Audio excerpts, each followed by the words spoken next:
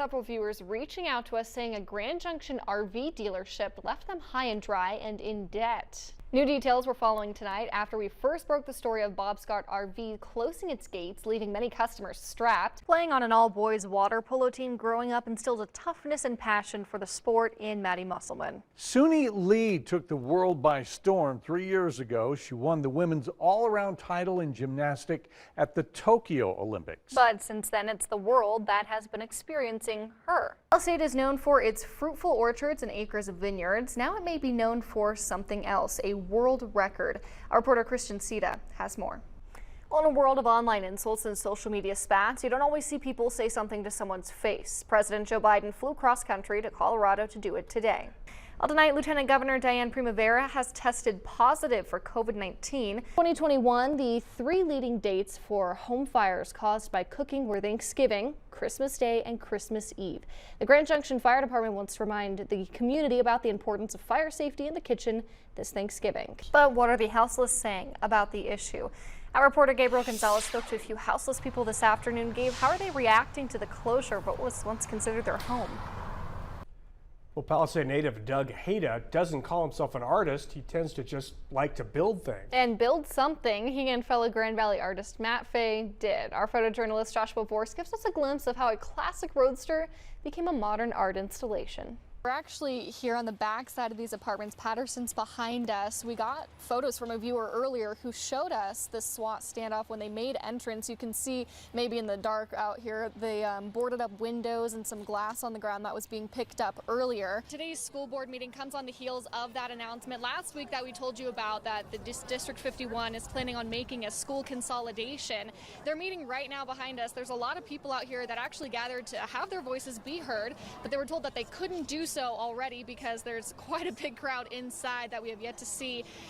D51 says that the consolidation's in response to low retention rates, unused facilities, unsafe buildings, and the school board is currently meeting, as we said, with a demographer to go over those proposed consolidations. One mother told us yesterday how her children, their routine's going to be disrupted from this, and I'm sure quite a lot of other parents are going to voice their concerns tonight as well.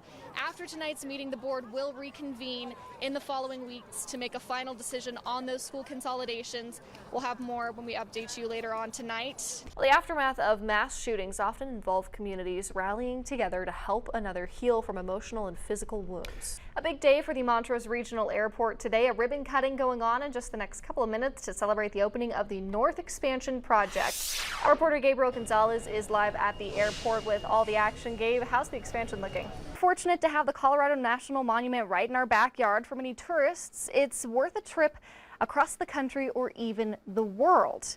Artists are no exception. More than 20 made the trip last week for an annual painting event put on by the nonprofit that handles fundraising for the monument.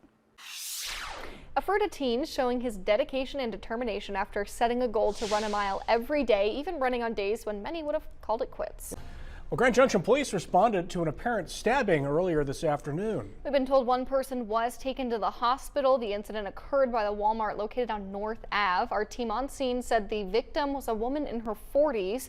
Police and fire officials arrived shortly after the call came in from an eyewitness. The eyewitness told KKCO 11 News before the stabbing the victim and aggressors seemed to be in a dispute, which escalated quickly and took an unexpected turn. Tonight's D51 board members are meeting to discuss updates to those proposed school consolidations from a demographer, as we've been keeping up on for some weeks now. According to D51's Facebook page, there will not be any votes this evening on those proposed consolidations for those schools. The board instead will be hearing about the findings on the Fruta School. There is an open discussion tonight, but there is no available agenda on what will be discussed. The board has not heard when the next meetings on school consolidations will take place. We'll let you know as soon as we know more information. Back to you, Bernie. The wind played a big role in today's fire, as you can probably tell from my hair whipping all around. What started as a porch fire quickly spread to two other homes behind me.